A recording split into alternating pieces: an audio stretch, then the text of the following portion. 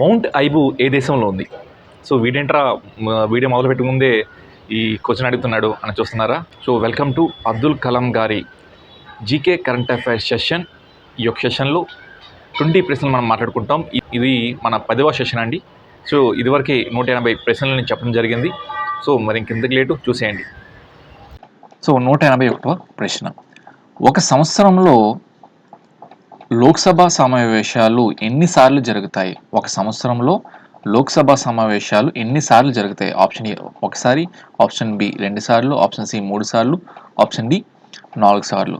So ఒక సంవత్సరంలో ఎన్నిసార్లు లోక్సభ సమావేశాలు జరుగుతాయి అంటే 3 సార్లు జరుగుతాయి.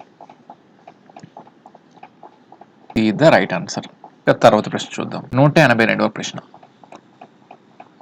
పెన్సిలిన్ను కనుగొన్న శాస్త్రవేత్త ఎవరు? పెన్సిలిన్ కనుగొన్న శాస్త్రవేత్త ఎవరు? మనకి ఇవి కామన్గా వచ్చే ప్రశ్నలండి.